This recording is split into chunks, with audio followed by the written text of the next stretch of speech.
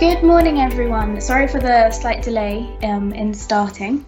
Welcome to this online Knowledge and Learning Commons event, Interns versus Pandemic, Unlocking Your Career After Lockdown. So this event aims to give practical advice to interns as we start our career in the current climate and to answer any questions that we might have.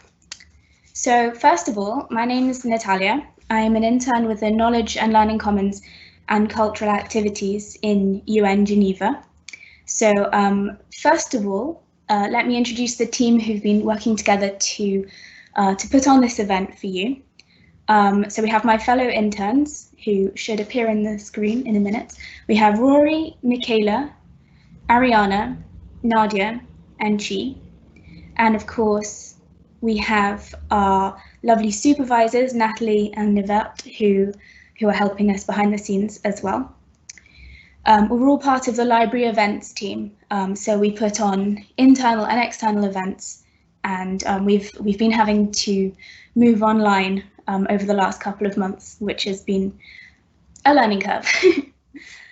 Now it's time to introduce the speakers, and there should be a biography on the screen in front of you, but I'll just give you a little, some details. First of all, we have Thomas Neufing, who is Chief of the Centre for Learning and Multilingualism at UN Geneva. His work focuses mainly on leadership and management development programs. Next, we have Maria Prieto, who works for ILO. She's actually having some technical difficulties, but we hope she'll be with us soon. She's an employment and future of work specialist, and she focuses mainly on the changes in the world of work and youth employment in particular. Then we have Camille Chambino, who is here as representative of Young UN. She actually used to work with the library events team, so it's really nice to have her back. And then finally, we have Sylvie Castonguay, who is Editor, Communications and Public Affairs Officer at the World Meteorological Organization. She'll actually be joining us a little bit later as an additional expert for the Q&A section. And finally, I thought I should just give you a run through of the event and how it's going to go. So we have about an hour and a half for this session. In a few moments, I'm going to hand over to my colleague Rory, who's actually an hour behind. He's calling in from Northern Ireland, and he's going to take us through a warm-up quiz to get you all in the mood for the event to come. Then we're going to have our presentations by speakers, followed by a long Q&A section. And I'd like to thank everyone for the questions you've been sending in. They've been really interesting. Don't worry though if you haven't managed to ask your questions, or if you have more throughout this event, you can ask them on the Q&A function on the Teams live event itself. We're going to finish then with a networking session. I think we all know that networking at the moment is very hard, and it's actually the subject of several of your questions. So this is going to be our attempt to answer these concerns. So we'll hear more about that later. Finally, just to remind you that the event will be recorded, and we'll send that out together with some resources that you might find useful in the next few days. So I think that's everything I have to tell you. Over to you, Rory. Okay, thank you, Natalia. Hello, good morning, everyone. We'd like to start with a short quiz for now, just to allow you to give your view on some of the topics we're going to be talking about today. It will also give our panel some initial insights into your views on the current career landscape. So for that, we're going to use a website called Slido.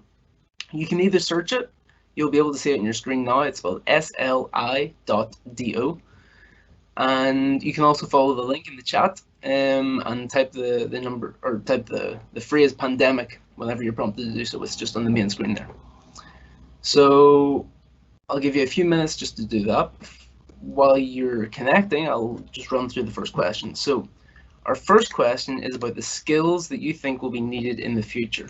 So this is just to allow you to give your view.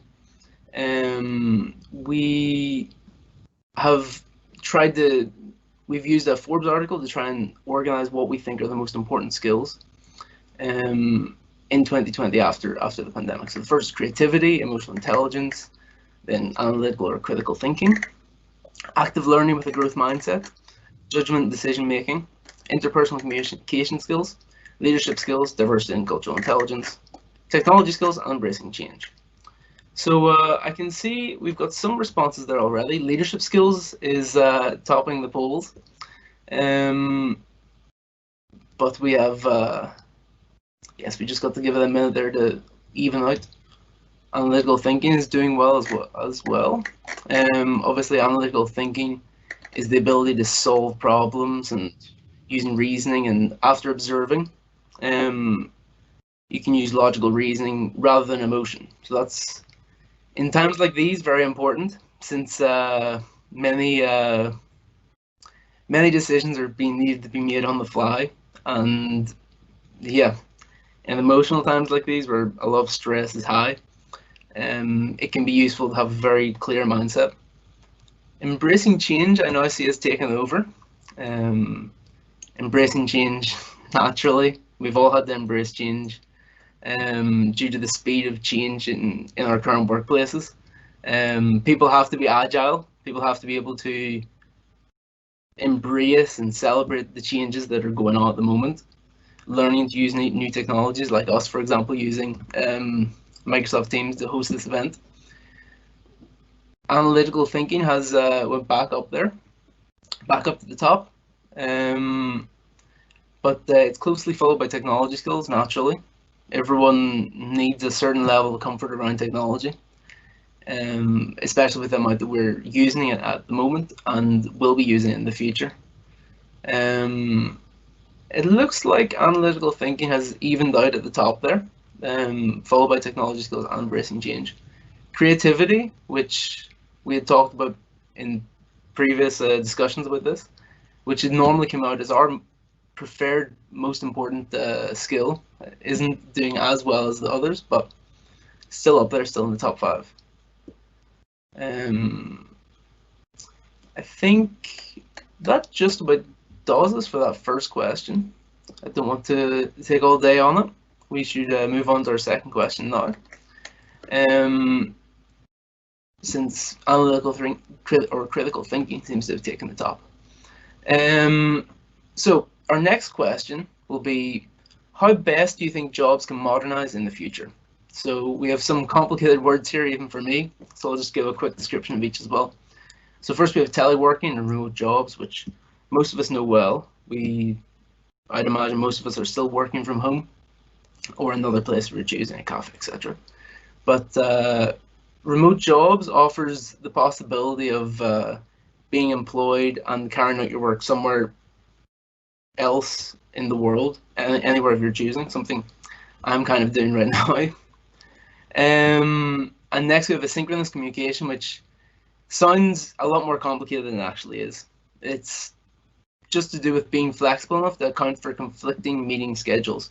So time zone gaps or household interruptions, and working with hours that suit you. That's naturally something that I'm doing right now, since I'm an hour behind, which isn't too bad a time zone gap, but I'm sure there's plenty out there in the world who are working with more confusing time zone differences, up to 6 hours, 8 hours at times. Teleworking, people seem to be showing a lot of support for teleworking and remote jobs. I'm interested because it's also saying that people would set next on the list, we have preferring to a return to normal ways, which I appreciate. Traditional working methods are obviously very ingrained in our societies. So me personally, I would like sort of a mix, but that we still need to work out how we can do that in the future. Results-based tracking as well, is about working out when an employee has completed a task, rather than understanding their productivity on the basis of how busy they look. You can actually just see how much they have produced, or how much they have being able to complete throughout your day. So people seem to be liking teleworking there, followed by preferring a return to normal working ways. Asynchronous communication doesn't seem to be doing that well, but perhaps maybe most of you have managed to stay in Geneva, so that isn't really a problem for the moment. We'd like to move on to we will hopefully be hearing more on this later about the modern ways to work. So we'll just move on to the third question now, which is what ways do you think are best for finding jobs? We have LinkedIn, Glassdoor, and Indeed, which are all obviously websites. And below that, we have personal contacts, which is just through people you know. Then sending CVs, I see a shot up there. Some people liking to send it by post, some people by email. A lot of people liking volunteering. Volunteering can be a good way to get your foot through the door and get to know people in an organization. So personal contacts is currently leading the poll.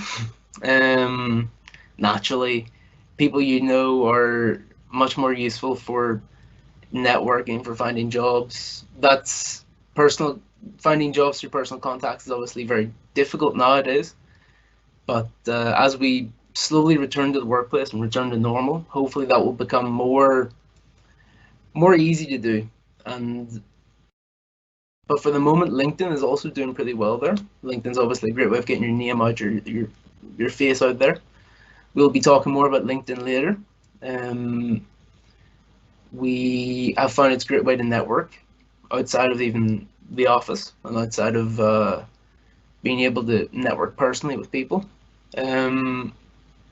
Sending CVs through the post or personally or delivering them doesn't seem to be doing that well. That's probably my personal way of doing it the most, because I like to make an impression or deliver something personally. But obviously with the current circumstances, that's almost impossible.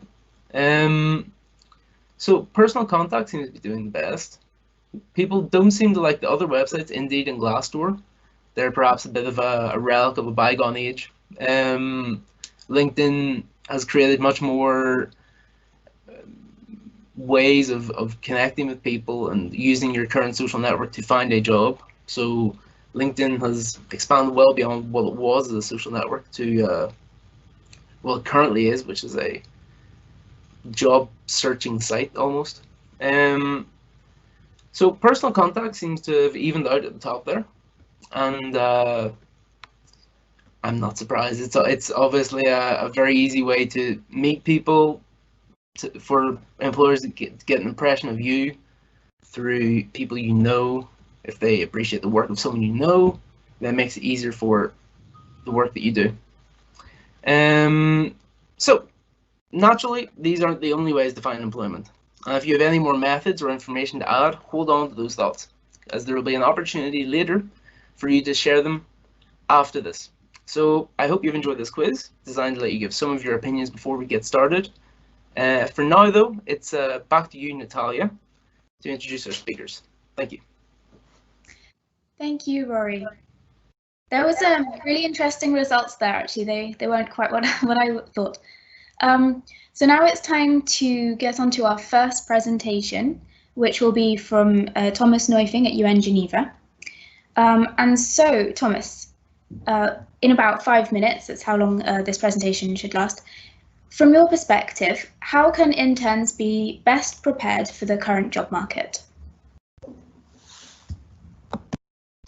Thank you, Natalia, and hello to everybody. Excited to spend a good hour with you today to discuss ways and means, to increase your chances of being successful in the international job market.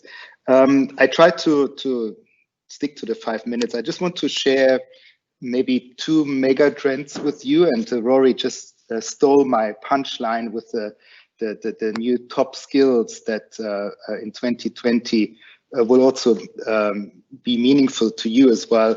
The World Economic Forum talks about the fourth industrial revolution that we're now going through, and they predict that soon 50% of the routine work will be done by machines, by artificial intelligence.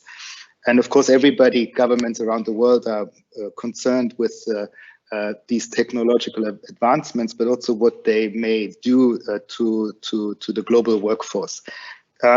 And in that regard, also the World Economic Forum publishes the top 10 skills. And I think Rory, in the quiz, presented also 10. I have the ones from the World Economic Forum are almost identical.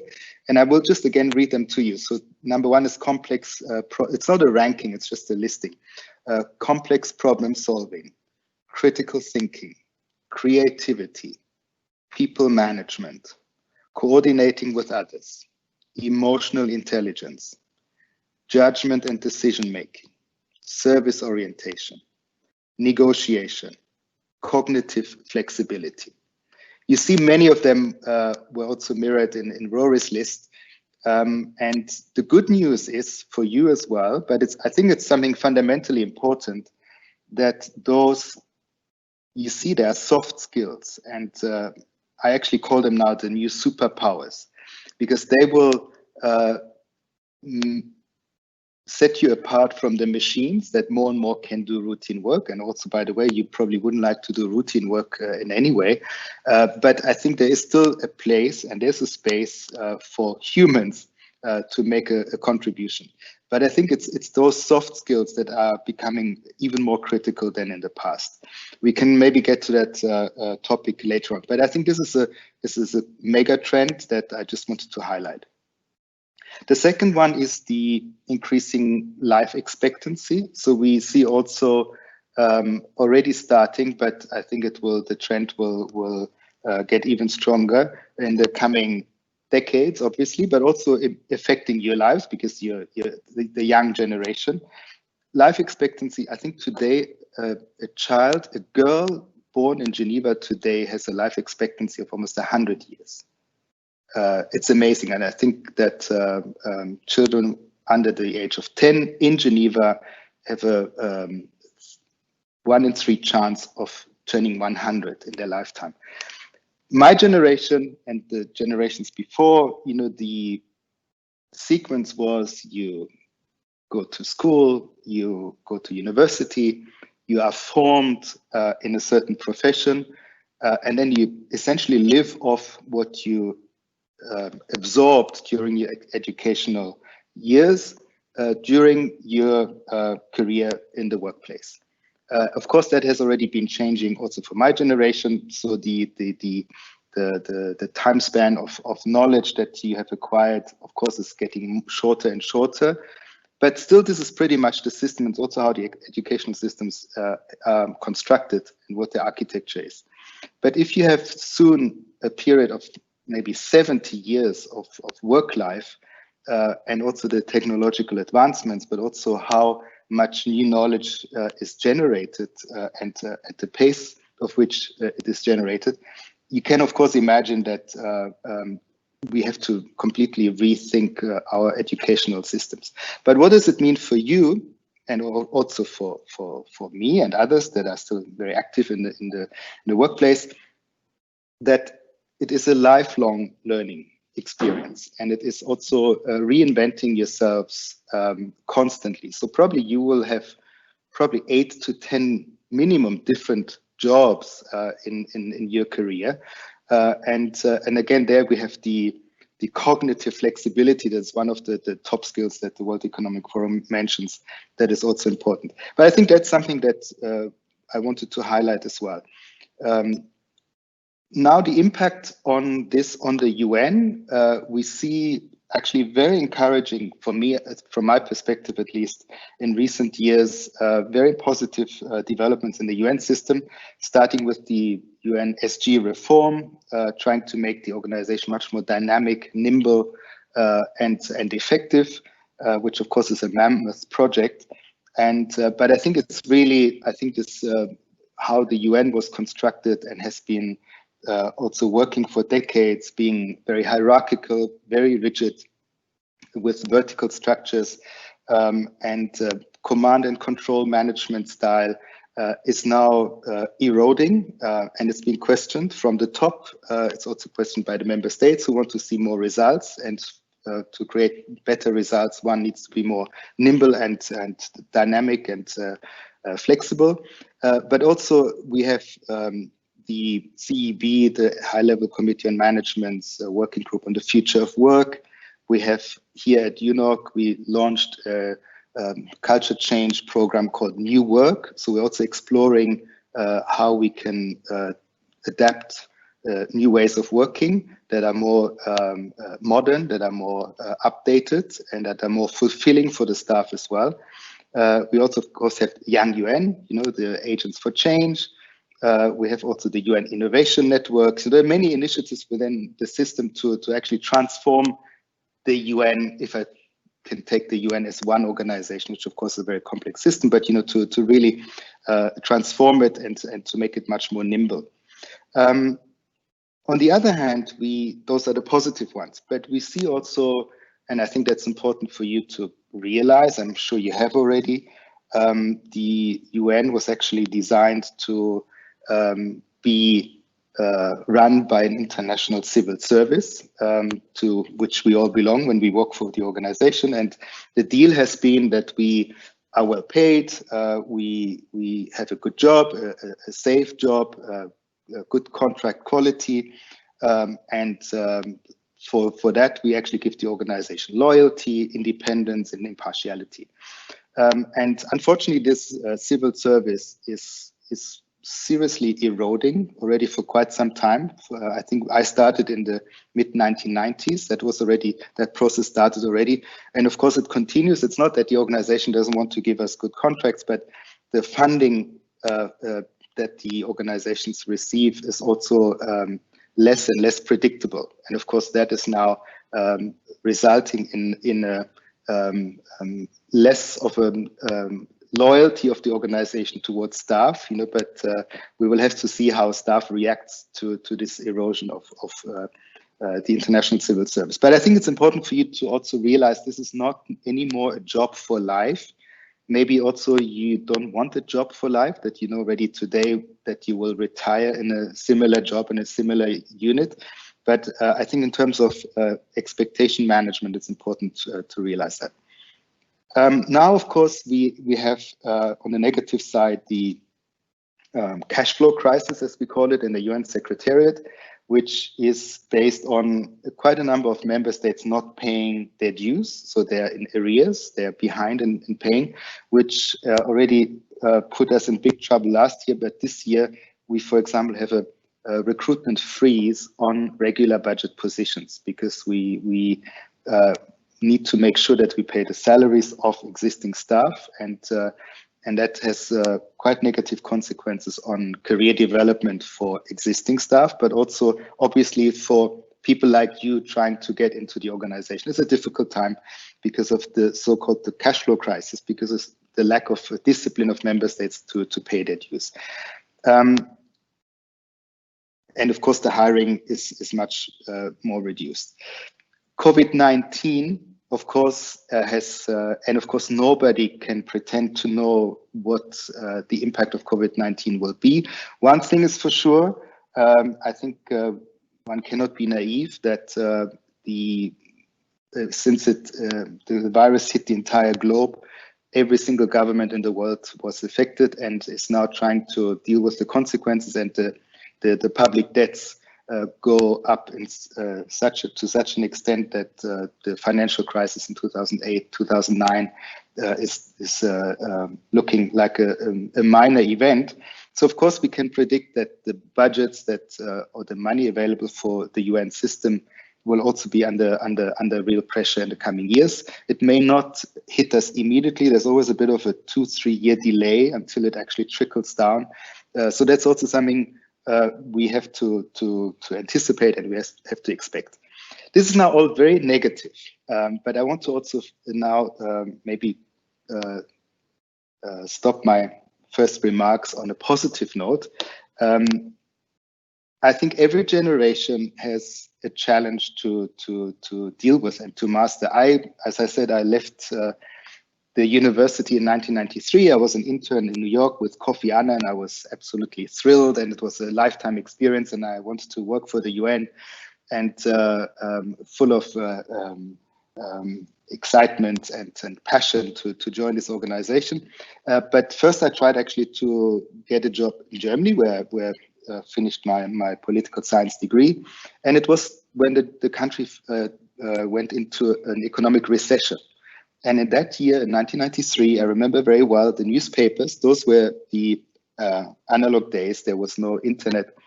Job advertisements were published in newspapers, and usually in the Saturday edition, which used to be that thick. But in 1993, when I left university, it was thin like this. So there was hardly any job advertised in at least a year. And that was exactly the period when myself and my entire generation were actually exiting the universities, ready to go and look for jobs. So that was a very difficult period, and we all had to adapt. And I think it's a bit analogous to COVID-19 now for you maybe as well. You will face a very, very difficult period, and it will probably be the next few years.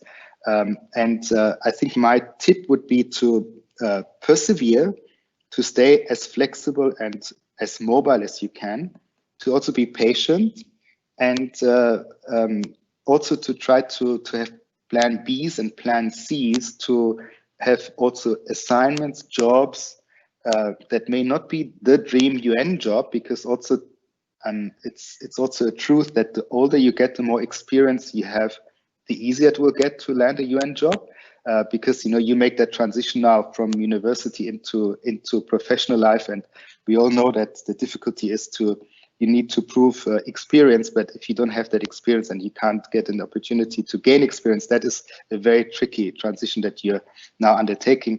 But there are many ways and means that I'm happy to discuss later with you, how to maybe bridge that period, which is a very difficult one. But the consoling and the positive message is that in my 27-year experience, literally everybody I know who wanted to work for the UN sooner or later also joined us. And there were quite a few that also wanted, but gave up after the first unsuccessful or the second unsuccessful application, and then found their way elsewhere and succeeded as well. But the ones that really were passionate about the organization and saw themselves in that organization, I think the success rate was almost 100% if the perseverance and the patience was sufficiently there. So that's my first. Hopefully that was a bit more than 5 minutes, but I will leave it at that and look forward to the questions and answer session. Thank you. Perfect. Thank you very much, Thomas. That was very enlightening. It's good to know there's still hope that even if we're graduating or finishing our internships within a recession, that there's still good prospects in the future. Thank you.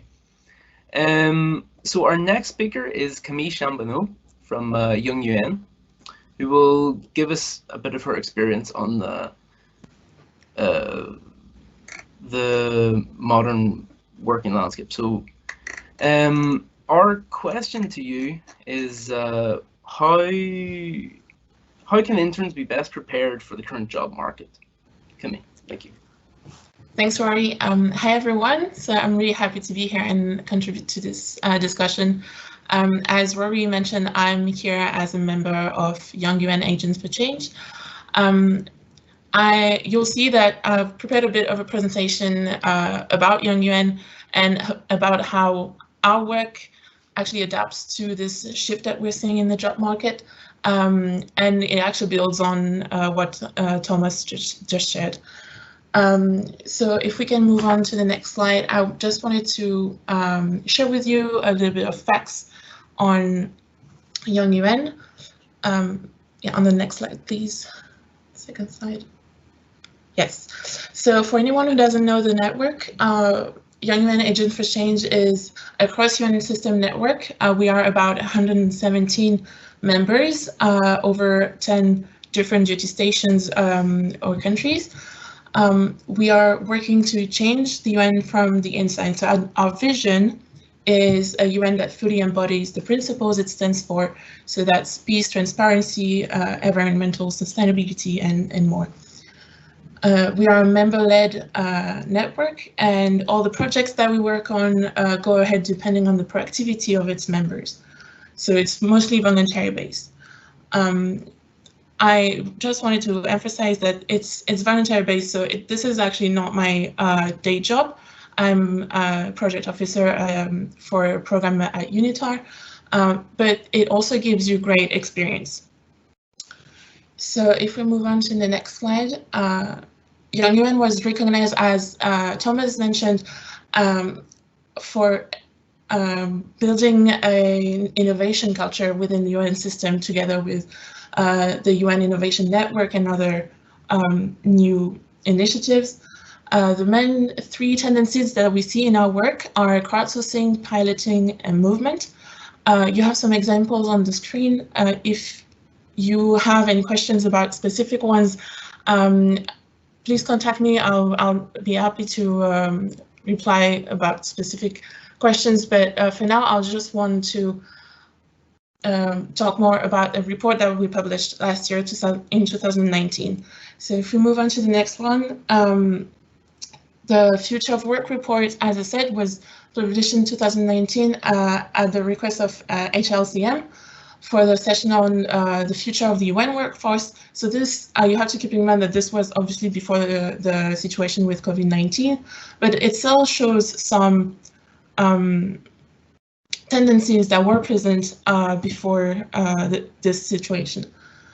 So in a nutshell, what this report shows is that the UN has the potential to be the most impactful organization, as we know, and one of the most attractive employers in the world. It has a diverse, high-skilled, mobile talent pool, but the current, as Thomas mentioned, the current systems and practices need to change, as it is not sufficiently prepared for the future of work. So we need not only shifts in structures and practices, but also in mindsets. The list you see on the screen are some major trends that were identified in the report on the future of work, and you can already see, if you can read the screen, it really builds on what Thomas says, that we need more creativity and more flexibility. Just to show you how Young UN learned from this report, if we move on to the next slide, we actually try to, oh, doesn't appear on it? Oh, yes, okay. We're actually incubating the next UN through Young UN. So as I said, we're a network-based organization. We work with self-managing teams and self-managing tools. We use roles, meaning that we don't really have titles. We don't have one specific role within the network. You choose the role you want to have on specific projects, so you can have different roles according to how much time you're willing to spend on them, and what skills you want to build as well. We are a transparent organization, and we're also constantly evolving. So just to share my personal experience working for Young UN Agent for Change, it really showed me or confirmed this idea that the best approach now to adapt your profile and your approach to the current job market is to actually identify what will be the best experience for you and how it will build up your skills. To me, the situation with COVID-19 and the pandemic and having to work from home and those shifts in the ways we work are just enhancing these questions. So we have to be open to contribute to in another way. One thing that Thomas said towards the end is if you want to work for the organization, you'll find a way to work for it, but you also have to ask yourself how to find a way to work for the values of the organization, even if it's outside of it. So yeah, that's my takeaway for now, and I'll be happy to contribute more in the Q&A session. Thank you very much, Kemi. It's really interesting. Thank you. So now, is Maria here?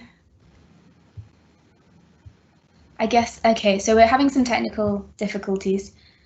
In which case, we're going to show you a short video prepared by Haoyin from UNICEF. She's a consultant there. First of all, a little bit about my background. So I graduated from the Graduate Institute of Geneva in 2018. I have been worked as an intern in UNAIDS and UNICEF, and now I'm working as a consultant in fundraising innovation in UNICEF.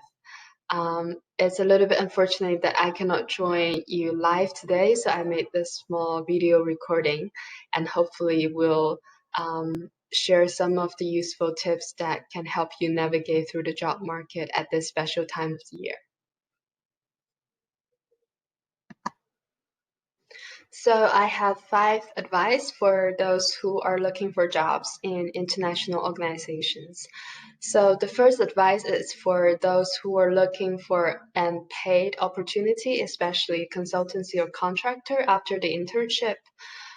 So we all know that it's a little bit difficult to get a consultancy before you work in an organization. And my suggestion is, if you would like to transform from an intern to a consultant, look for those opportunities that are relevant to a new project. So if you can find out whether or not that internship post is recruiting on a rolling basis yearly, that would be very helpful. So for example, if this position A is always hiring an intern, you will know that the willingness of the organization to regularize that post is very low.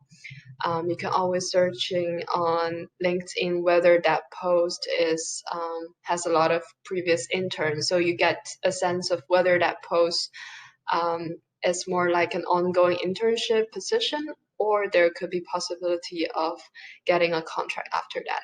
I say this, it does not mean that if you get an internship that is recruiting on a yearly basis, you can never get a consultancy. I don't mean that. But I would just like to warn people who are looking for full-time paid opportunities to stay away from those posts that is known to be always intern positions. The second advice I would give is to use this time to start your own initiative, because I believe your action is telling your future employer a lot about what your real interests are and what your passions are about. So if you cannot find an internship opportunity right away, think about create your own initiatives with your friends, do something for local people or people back home, people in other places. And this can be easily done if you can mobilize a small community of 3 to 5 people. Think about how can you contribute, think about what are the gaps in the current situation, especially during COVID. And this will become a very valuable experience and something that you can talk about when you have interviews with your employers. The third tip that I would like to give is to use this window of opportunity to learn the language you always like to learn and learn about the skills, take online courses that you want to but don't have time to. Now is your time to do all the things that they're in the pipelines.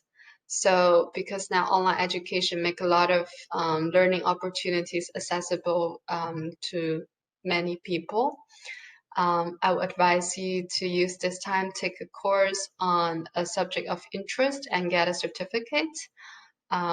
This is especially helpful if you want to change a thematic area of work.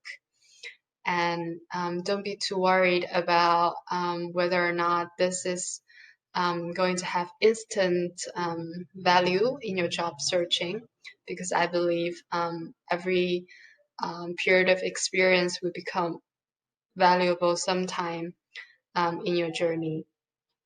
So the fourth advice I would like to give is to keep networking.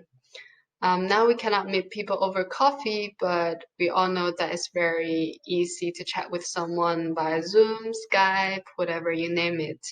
and don't be afraid to reach out to senior level officers, because now everybody is staying at home. Some are going back to work, but most of us are still working at home. So they might have more free time to chat with people who are interested in their work.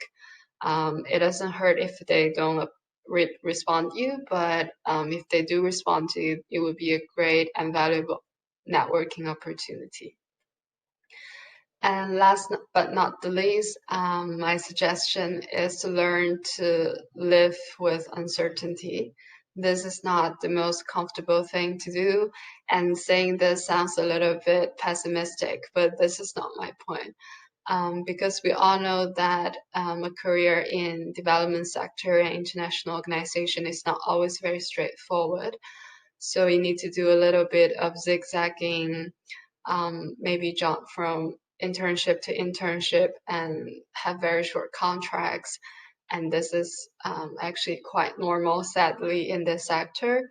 And I think especially during COVID, some of the organization might stop or temporarily freeze their hiring. But I believe that this is the time that we need to be patient and to use this time wisely, so that when the job markets recover, you're better prepared to take up new challenges. So I hope this advice might be of little help for you. And thank you again for inviting me to join this event. And very best wishes to all of you who are passionate about this sector. I believe at the end of the day, we will get what we want, but it's a matter of time, and have a little bit more patience will definitely help us. For that discussion there.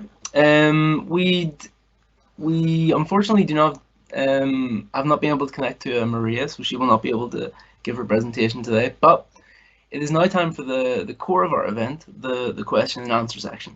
So we're going to start with some of the questions submitted to us before the event. We're going to start with another question now just before. As I see in the chat there, it's got lots of likes. Just to note as well that video will be shared afterwards. I know there were some problems with the audio at the start, so that will be sent out in the resource pack at the end. So if you couldn't hear the start, don't worry, it will be shared afterwards. We also would like to take the opportunity to welcome Sylvie Castonguay from the World Meteorological Organization to the discussion, who will be joining us as an additional expert throughout the Q&A. Sylvie is an expert in communications with some 25 years experience in international organizations, the World Intellectual Property Organization and the World Meteorological Organization in Geneva. She currently manages a small communications team at the WMO.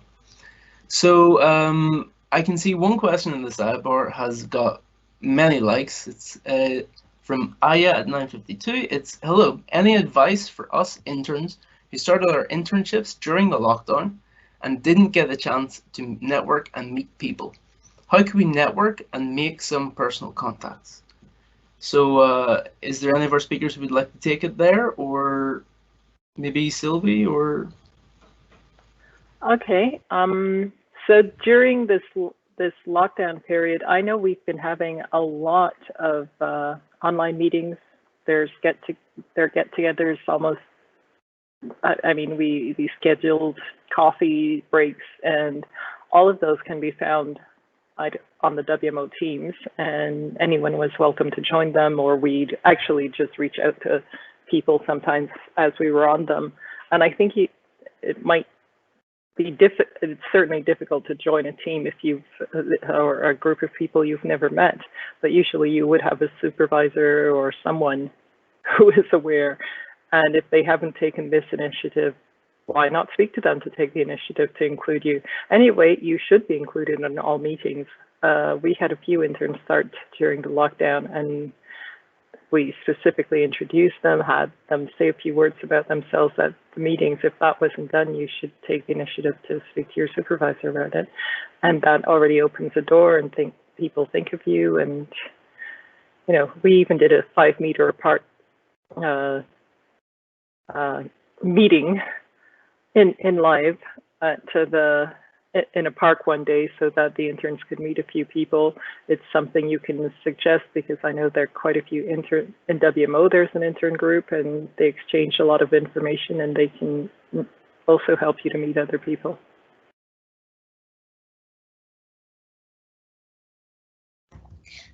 Thank you very much. That's really it's really good to think about, actually. I'd also like to ask, just while we've got you here on the screen, would you have anything to add to the question of how we can be best prepared in general for the current job market? How we can be better prepared. I think today you need to have excellent skills as a basis if you want to be, you have to be a very good writer, but then you have to be creative. The basis, the absolute groundwork is to be excellent at what your skill set is, and then you need to have that extra creativity. And I think that makes a big difference. I mean, when I know that when I'm looking for interns or even temporary staff, I look for them to have excellent skills. If they're all at the same level, then I look to which is then the most creative and the person with ideas who will bring in something fresh, because we all get stale over time. And that's the thing about students just out of school. They might have ideas, they might have a different way of saying things or seeing things. Even if your first idea won't work, your second might, or your third or fourth. So there's no just, keep on going and put the energy. Sometimes you are the one that brings the energy into something and manages to sell it. So I think that is, keep honing your skills. I thought the idea of taking more and more courses was a very solid advice. And then sorry, my nephew just walked in the door, also a university student. The advice of improving your skills by taking more courses, but also of your skill at thinking out of the box. The world is changing, and yes, you need that solid basis, but you need something else, and that extra thing is that creative ability to think differently and see things, maybe bring a new perspective into things.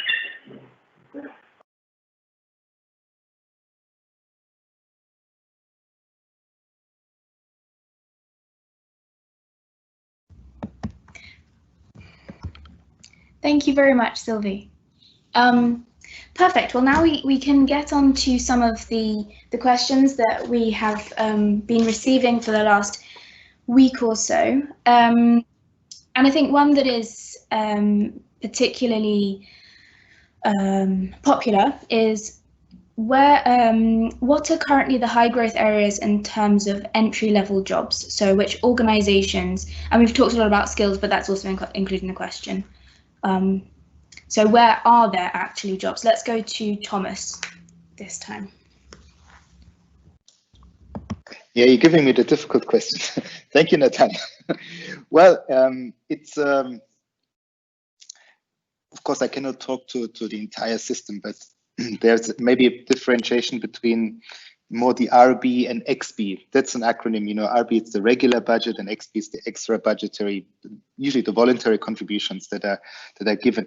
And I think as I said before, in the Secretariat, in our regular budget context, we have severe pressures. And I think there is, of course, we have our Young Professionals program, the YPP, which provides entry-level opportunities for those countries that are underrepresented or under the threat of being underrepresented, and it continues, but it's of course a very narrow entry, and it's for those that are then supposed to also get a continuing contract afterwards. So in a sense, there's an expectation that these colleagues will stay with the organization for good. But of course, then there are many other contract types, more short-term consultancies, etc., where I think there's still opportunities. I remember it was about 15 years ago, OHCHR, the High Commissioner for Human Rights, went through a rapid expansion, within a short period of time, and grew quite exponentially. And I think that was an opportunity to be taken at the time. I don't see at the moment areas in organizations in Geneva that will anticipate major hirings, but I think there are. I think that's also something that I would encourage you as well to maybe depart from your passion, your expertise, what you would like to do, and to also, and I think it was mentioned in the video, to also contact more senior people in the organization. I did it also when I was young. The worst that can happen is that people say, sorry, I have no time for an informal mentorship role for you. But I would say that probably 8 out of 10 would react positively and would be very happy to give you advice. So please, but maybe start with what you would like to do rather than where are opportunities, and then do some research and contact people, also senior ones, and again, they're very happy. Everybody's happy to give you advice and also to give you some insights, also what they see in that area that you're passionate about and where you feel also you can really contribute, what opportunities there are. Because sometimes there are different organizations in that field, and maybe some of them are going through a downsizing, but others are actually going through an upsizing. We also have now more and more hybrid organizations like the Global Fund, Gavi, etc. Where it's a bit of a public-private partnership, but they're also working on public goods and also can be very interesting and attractive employers as well. So I wouldn't only look at the UN system in the narrower sense, but maybe a bit in a wider cast the net a bit further, so to speak. And don't be shy to contact people that work in those organizations that you have targeted. Okay, thank you, Thomas, for that. Next, I'd like to put a question to Camille, just about Young UN there. So there's a question in the chat. Does Young UN work to change the rules about applying for jobs in the Secretariat? This person, as an intern within the UN Secretariat, is not able to be considered for any job for 6 months after completion of their internship. And they're asking, how do I translate my experience into the required 4 positions? Most require 2, 5, or 7 years of responsible experience. So this person's asking, how do I translate my experience during studies into this? Thanks, Rory. I wanted to find the question on my screen. Oh, yes, okay. So Young UN has worked or has a team working on the question of internships, mostly based in Geneva. We haven't taken any formal position about this question in particular. But we've been in contact with, for example, the Fair Internship Initiative and other initiatives that work on internships. If you have more specific questions about this, I can always put you in contact with other members. Just to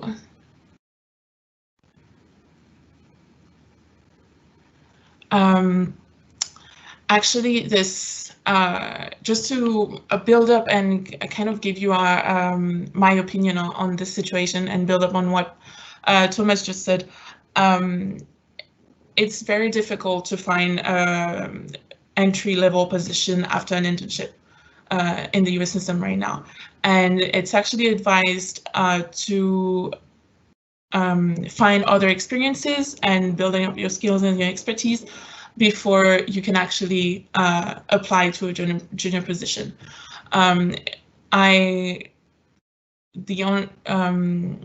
My own example is quite rare to be able to have a contract after your internship.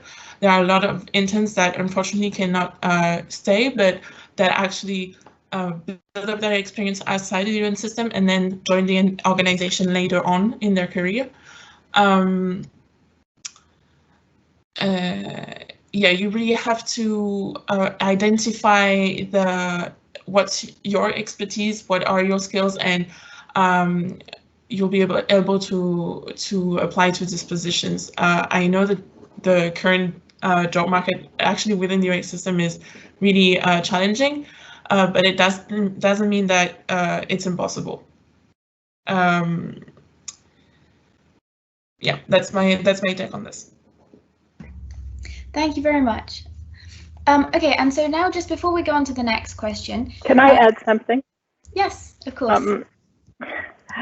Okay, so at WMO we had internships. When I arrived, I was actually quite shocked because at WIPO we always had paid internships, and I don't believe in internships. It's just my personal opinion, maybe because I don't come from a wealthy family and cannot afford an internship. I need somebody to give me at least a stipend to survive. And I consider it modern day slavery personally. And the thing about hiring interns is that an intern, even if you've worked to be where you are, and there are lots of people who don't get the opportunity. And because they just can't afford to, they're from underdeveloped parts of the world. They might be just as gifted, more so than a lot of us, but they just can't get there. And the UN tries to get rid of this bias by opening posts and having quotas, and maybe, you know, if to create a more level playing field. So it's not just a question of I have an internship and so I should have a right to get into that job because I have experience with it. I think it's very nice that you have experience in it, but coming from a small island in the Caribbean, okay, I'm also half Canadian, that gave me huge advantages. But that small island girl would probably never have made it here on her own. And I think we have to appreciate that we're privileged. We're extremely privileged to be where we are. And we've gotten great opportunity by an internship. We can use it to advance our careers. But the complaint about not being able to change that into a job, I'm sorry, but you still have more opportunities than most of the people out there, and you have to appreciate that. That's all I had to say. Thank you. Yes, that's good to remember. And actually, there's a question in the someone's asked a question about that, but just before I come back to you with a related question. As I said before, Maria can't be here, but she has sent a message which we've just sent as an announcement in the Q&A. And so read that. She sent some resources. She'll also reply if you reply to her, she can reply to you because she's here as an attendee. So take a look at that. Back to Sylvia. Someone has asked this question. The language requirements at the UN automatically filter out certain groups of minority people from the possibility of being considered for most jobs. How do we resolve that within the UN? Because, as you said, having an unpaid internship already means that you have a certain level of privilege, but also just being able to speak English as well, or one of the other UN languages, is another level. Yeah, it creates a huge bias because English is the preferred language, even in countries like Switzerland, where the second Lurkin language is French. If you don't have English, it's almost impossible. For example, all our work in comms is done in English. I am actually French Canadian. My mother is from the English-speaking Caribbean, and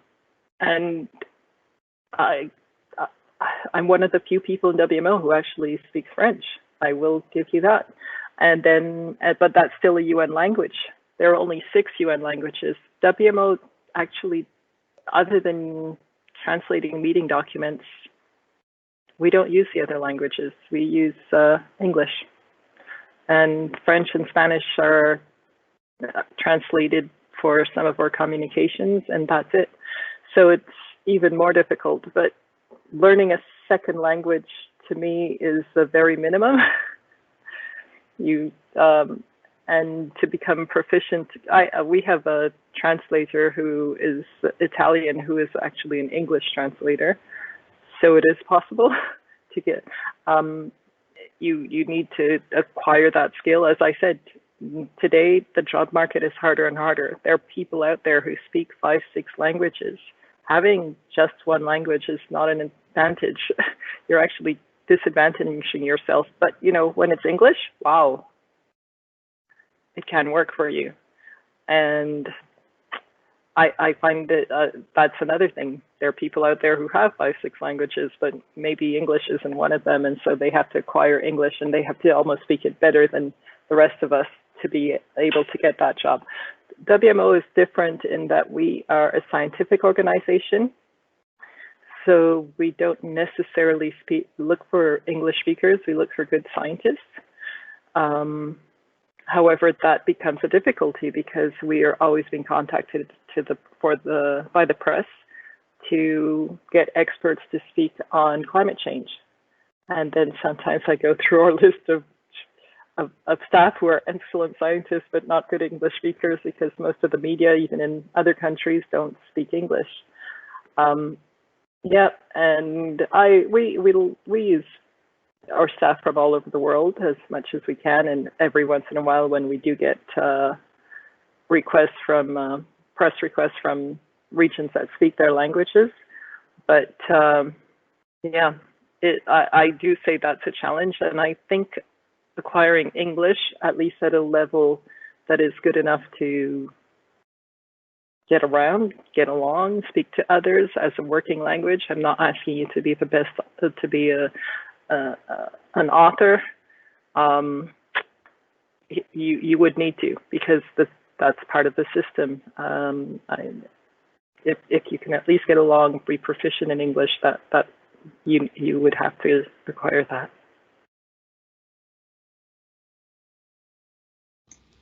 Thank you very much, Sylvia. Sorry, Rory, if I can just maybe just chip in, if you don't mind. Go ahead. I think, you know, the language issue, we have, you know, as the colleague said, 6 official UN languages, but we have also 2 working languages, which is English and French. And this is my day job. You know, we run language courses for about 4,000 staff a year in my shop. And I can tell you, in my 10, 11 years now in Geneva, when I arrived, half of the meetings minimum were held in French and less than half in English. Today, it's 99% of all meetings are held in English.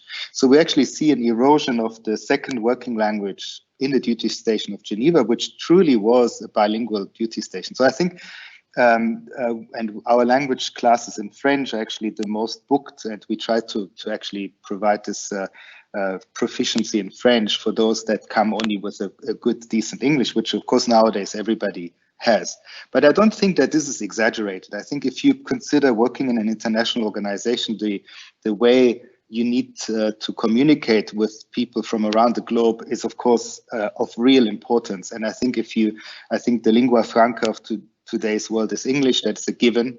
And I think we even have lots of recruitments where actually French would also be required, but where people are quite flexible about that, if given that the people would then afterwards, through the language classes, you know, improve their French. So, and that was 10 years ago, much more strict than it is today. But I think that's also an appeal to all of you. You don't have to have all the 6, but I think, you know, to be very, very proficient in one of the 2 and have a good knowledge of the second, which may be improved depending on what the context is highly advisable. Okay, thank you. Can I say that since our last Secretary General came on in WMO, the French working language is not even recognized. We do not translate into French for staff anymore. So imagine that. And I'm from Quebec. I support my language. I believe in it. And I'm actually shocked by this change, but it's gone to that point now that really it's English. So if you want to work in the international environment, you need English.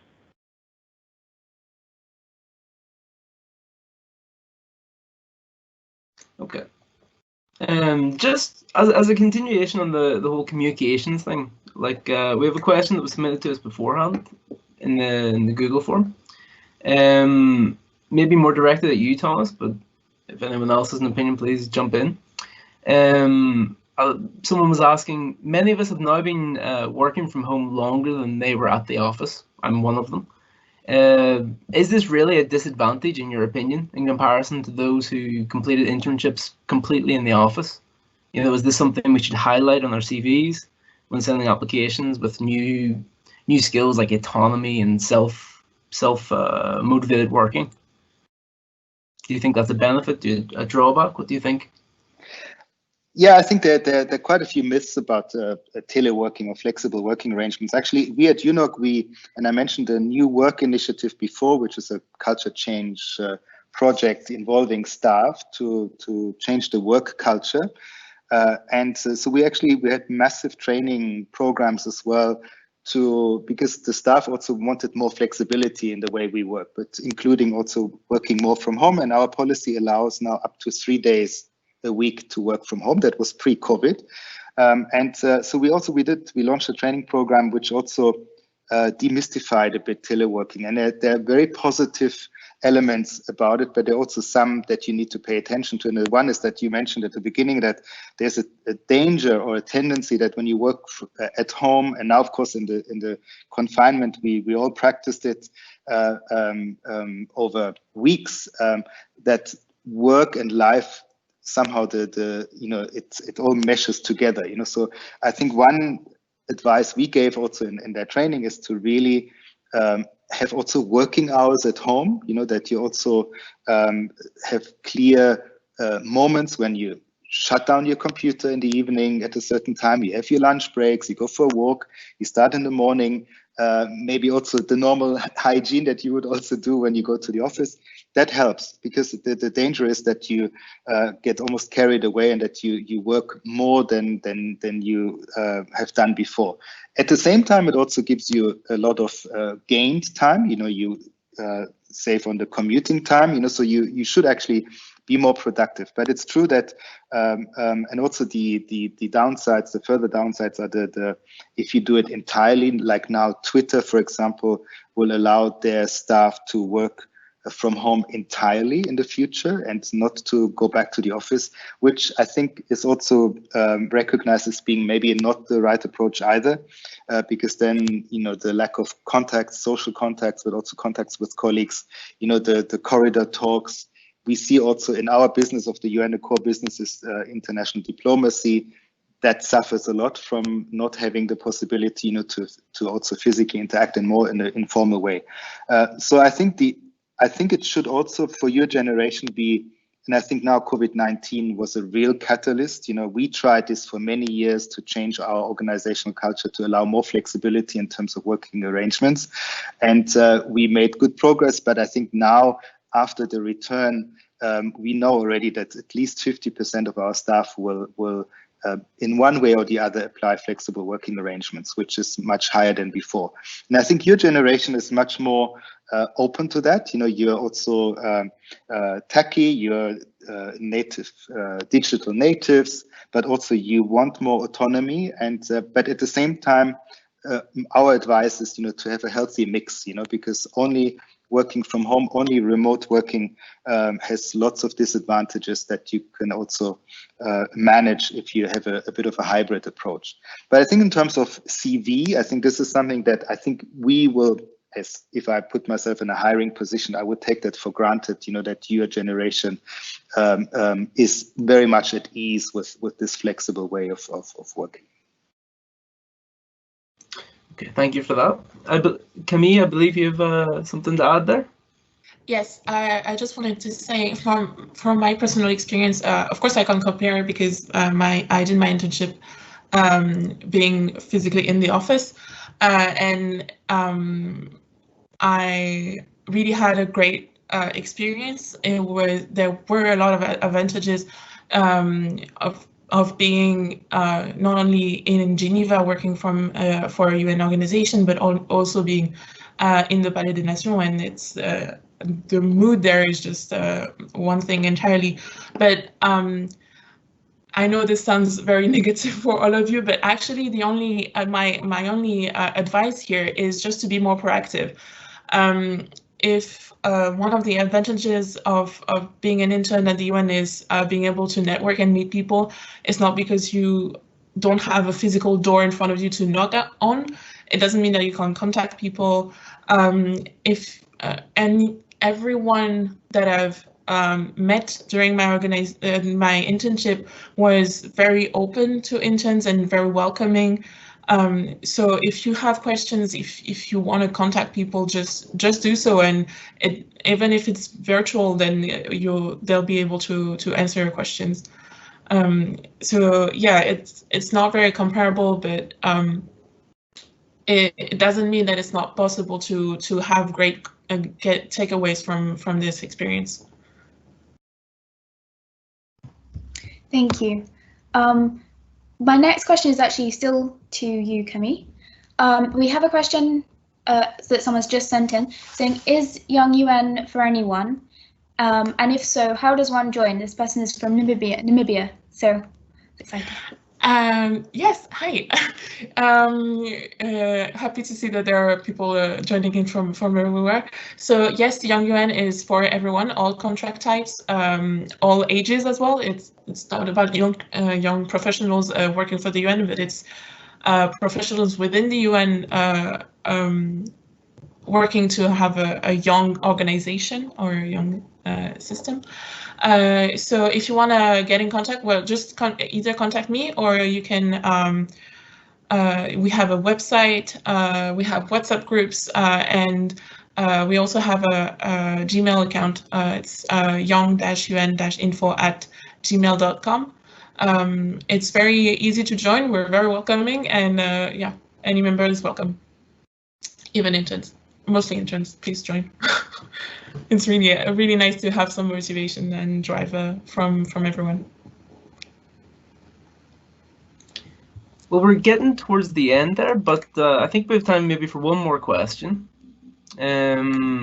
This is really directed to anyone. This is just about networking. So, does anyone have any advice on how we can best look for job opportunities during this period in HQ or in the field, or even in external or in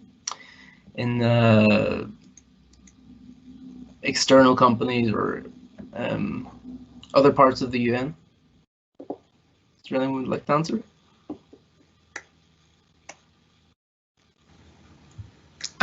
So from my experience, it's a mix between networking and online posting.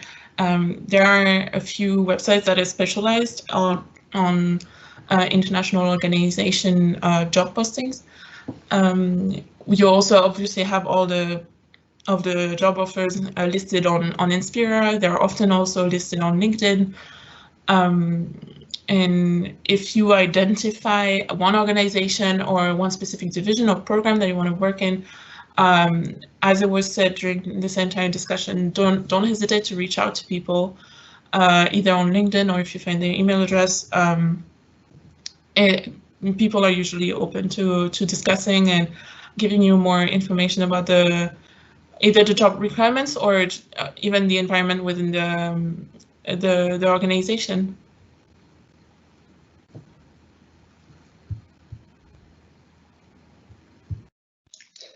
Yeah, maybe I think we all agree networking is important, but I would like to maybe highlight a bit more also the planning. I think Camille said it before.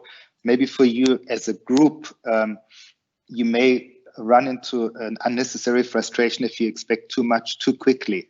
And because, as Camille also said, the entry positions, they're small in number, and there are, of course, the opportunities, and you always have some people like Camille yourself that after an internship, have a contract. But also for myself, that was not the case. And but also I tried to spend the 2-3 years after the internship and after leaving university with assignments, jobs that are as relevant to what I wanted to do also later with the UN. And it took about, I actually then got a UN volunteers assignment as well, which is also something for some of you that also would like to go to the field, which of course is a very rewarding experience where they also require experience, but of course the competition is less severe than it is for regular positions, especially also at duty stations like New York or Geneva.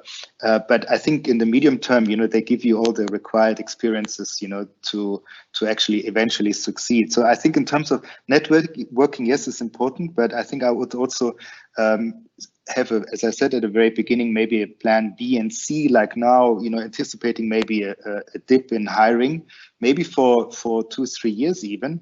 But anyhow, you would need that time also to build really a solid experience, to also maybe carve out your profile that then will be surely very attractive to us as well. And I think the chances actually then increase. But I think the assignments can be in any sector as well. We also have a lot of colleagues that joined international NGOs or smaller national NGOs, and the experience that was gained was of such a relevance that it could also be used very positively later on as well.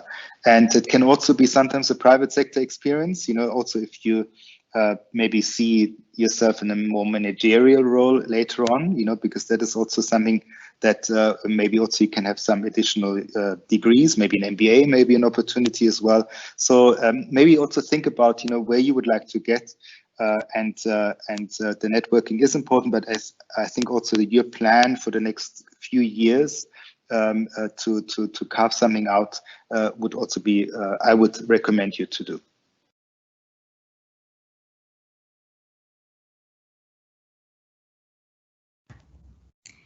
Thank you very much. So, would you have anything to add to this question? I think that's very good advice. I would hate to be a young person looking for work right now. Actually, I think it's going to be a huge challenge. It's going to be very difficult. You've got to put yourself out there. Make those contacts. And you're competing with everyone out there, because it's even people with experience are now desperately looking for jobs. And in WMO, we've actually been downsizing, and I think we've cut 30 staff in the last in the 6 first months of the year. And on top of that, there's this crisis going on. And so between the crisis and the downsizing, it's going to be very difficult. But yes, the thing of showing skill by having other projects also helps, because that idea that you've had initiative to come up with your own projects and your own ideas, it makes your CV also stand out. At least for me, I sometimes I'm looking at 70 CVs that are very similar, or everybody says they're passionate about this, they're passionate about that. I actually hate the word passionate at this point, because every time I'm reading CVs, everybody's overly passionate. But those that stick out is those where there's something extra, and you want to be that person that has that something extra. And maybe this downturn gives you that time to get that little something extra that will make a difference and make your CV pop out. So I'd give that a try too. Thank you very much. I'm afraid that's all we have time for the questions. So I'm very sorry if we haven't managed to get to your question. There have been so many. But this brings us on to the next section, which is our networking from home. And there's perhaps an opportunity to ask your questions and discuss these issues later on through this network. So we have 2 parts to this. The first, there is a LinkedIn group which has been co-created with some colleagues in New York. And it's been designed specifically for interns at the moment and very recent interns to get together sort of across the world and discuss things that are important to them and make connections. There should be some information coming up on your screen, but it'll also be posted in the as an announcement. So, and if not, we will send out all of this information afterwards. So don't worry. The second way to network is going to be using Slido again. And before I start explaining this, I'd just like to emphasize that it is completely optional, and any information that you do give us will be public. So please choose wisely. So we're going to go back to Slido. It'll be the same Slido event. And in the Q&A section, we'd like you, if you like, to write your name, maybe just the first name, some contact details that you're happy to be used by members of the public, well, by us here, so people that you don't know yet. And then something that you're interested in, so a professional interest, topics that you'd like to think about more, ideas that you have. And what we're going to do is create a visual network, sort of an infographic that we'll send out, and then the idea is that it can be shared and used if people want to. So if you head over to Slido, I think one of my colleagues will put in some information first of all to show you what it should look like.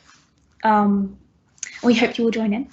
And while we're all doing that, let's have a chat with our speakers again.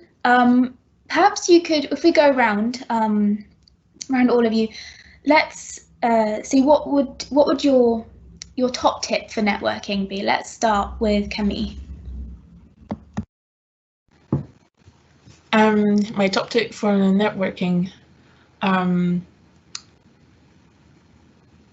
make sure that you're talking to the right person and don't hesitate to reach out to them.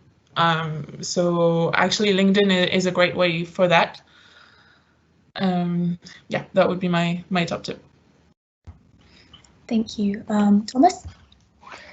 Well, my top tip dates back to 1993, but it's still relevant because I would also encourage you to really stay in touch with the fellow interns that you have met here.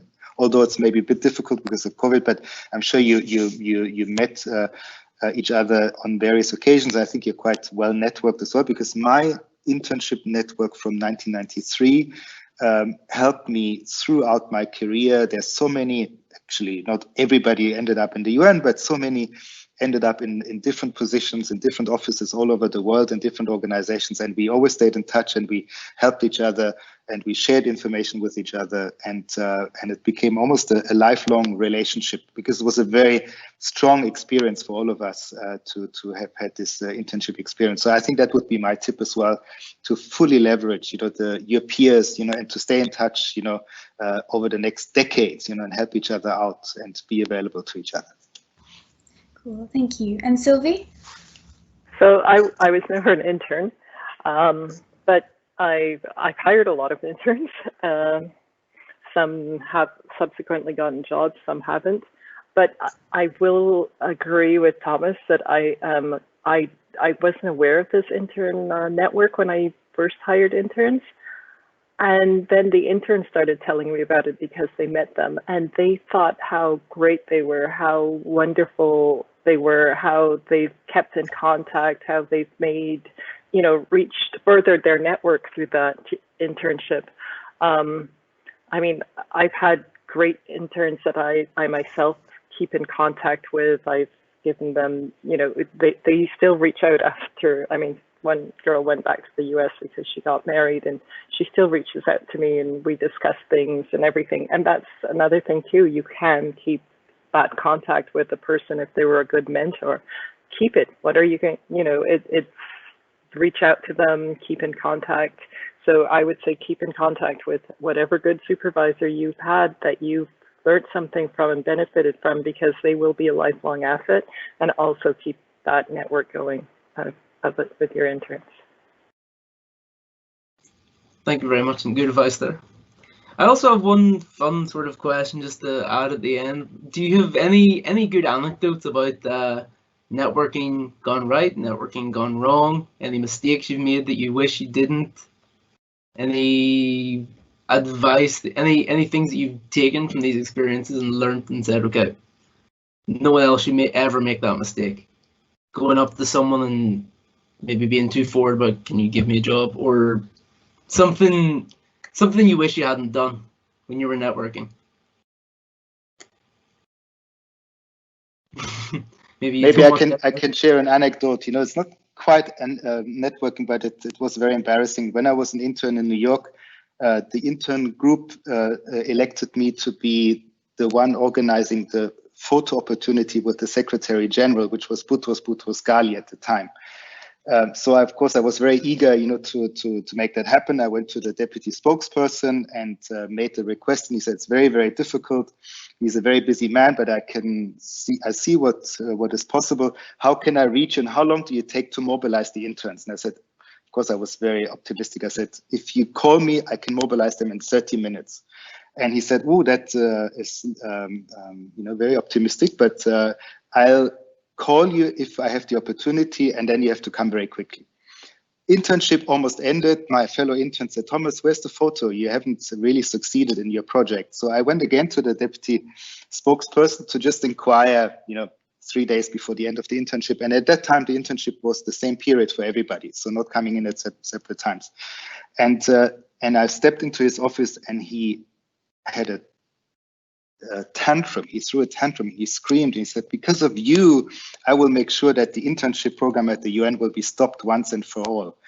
And I had no idea what happened. And I excused myself, and I said, I'm so sorry, sir. I apologize for whatever happened. He called me back in an hour, and he apologized for getting really loud at me. And he said, where were you? And I said, where, when, what are you talking about? He said, last Friday, the Secretary General was waiting 45 minutes for you and the interns to take the photo. And then I said, but you never called me. And then he said, yes, I did call you, and I left a message. And he left a message, not with me, but with the internship coordinator. It was a P2 at the time in the Secretariat. And he was on duty travel, so he never picked up the message. And actually, he sent the message to the wrong person. But so we could still salvage the internship program, you know, but I was instantly known in the entire Secretariat building as being the intern that stood up the Secretary General for 45 minutes. And I thought my career at the UN was already over before it started, you know. So I'm still there. I joined the UN, but it was a very embarrassing moment at the time. And I was so scared. I thought, you know, I really messed it up in such a bad way. But I think these things happen. And sometimes, you know, in this case, it was not my fault, but sometimes, you know, you approach maybe somebody and you get a very strange reaction, but don't be discouraged. You know, again, I can only reiterate, you know, Camille said it as well, and our colleague from WMO as well. We're all humans, you know, approach us, you know, be courageous in addressing us. Also try to be humble and modest as well. Some, I must say, are very pushy, you know, and I think that is also something you need to manage as well in your communication, but also how you come across, you know, that you are courageous, you go for it, but at the same time, you also display a certain humility as well and a certain respect also for the people around you, and also knowing that there are many other people that also would like to get great opportunities. But it was a little anecdote I was happy to share with you. Thank you for that one. It gives us some hope that even if we do make a big mistake with even with the Secretary General, that there is always still hope. We should never write it off. Do the rest of our panel have any anecdotes to share, any little moments? Oof. I don't know, because I can tell you my nightmare of my first week at WIPO, where I was introduced to the Secretary General, and he asked me where I was working, and I said, I work with this person on a temporary contract, and and he goes, excuse me, and I said, yes, I work in WIPO's Department of whatever, communications. And he said, excuse me again, and I said, I work in WIPO's communications section, and he said, young lady, it is the World Intellectual Property Organization. There is no such thing as WIPO. Please get away from me. And I thought, oh my God, where am I working? And then I said, oh, excuse me, I didn't realize. He says, there is no WIPO acronym. You are not to say those words. And I said, excuse me, I didn't realize it, and accidentally said WIPO. I will not say WIPO. And he said, do I have to wash your mouth out? And so I learned you never you really have to learn a little bit about the culture of the organization before you even step out that door, because that was a basic rule that everybody ever knew, that at the time in WIPO, you could say WIPO, but you could never say WIPO, because there was some, I think, toilet paper brand that called WIPO or something like that, and he absolutely just could not stand it. So just something about learning a few of the bizarre cultural rules of your organization can be really, really helpful when networking. Good luck. Good to know there. Good to know. Be careful with our acronyms. I have trouble remembering them all anyway, so it's almost easier just to say the full thing than make a mistake and say the wrong organization by saying the wrong letter. So I try and avoid the whole problem. Camille, do you have any good stories for us, or? I don't have any similar story that comes to mind, but at the same time, I'm very good at forgetting negative experiences. So yeah, no, but probably my biggest regrets when it comes to networking would be to pass an opportunity. That's pretty much it. Thank you. Yes, that's also something to remember. I suppose you shouldn't be too shy. And if it goes wrong, then we have a good story to share later. So that is all for now. Thank you for everyone who's been here. Just to remind you that Slido will still be open for the next few hours, so don't worry, take your time, fill it in as you like. I'd like to say a huge thank you to our speakers. It's been a really enlightening talk, and also I really like the stories at the end. So thank you. I found it encouraging. I hope you, the audience, have as well, and I'd like to say a big thank you to you all for being here. I hope it's been useful. I'd just like to reiterate that thank you. And to conclude, we'd just like to let you know there is still that small pack of resources, videos, articles, other useful information that will be sent out to all who have attended today, including the recording of this session and also the montage with all the email addresses from the networking session. Now on the screen you can see a QR code which you can follow to a short survey about the Knowledge and Learning Commons. We would appreciate your feedback on today's event, what you liked, what you disliked, any ideas you might like to see in the future. You can send this to us at the Commons at un.org.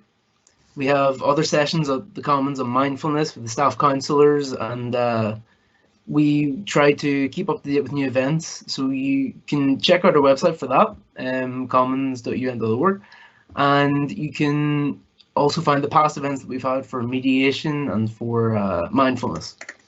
So thank you once again to our panel, especially to you for attending. We hope you found the information shared today to be useful in your job hunt. I know I have. It's been great. Best of luck with that, and have a lovely afternoon. Thank you. Thank you very much. Bye-bye. Thank you. Good luck. Thank you, everyone.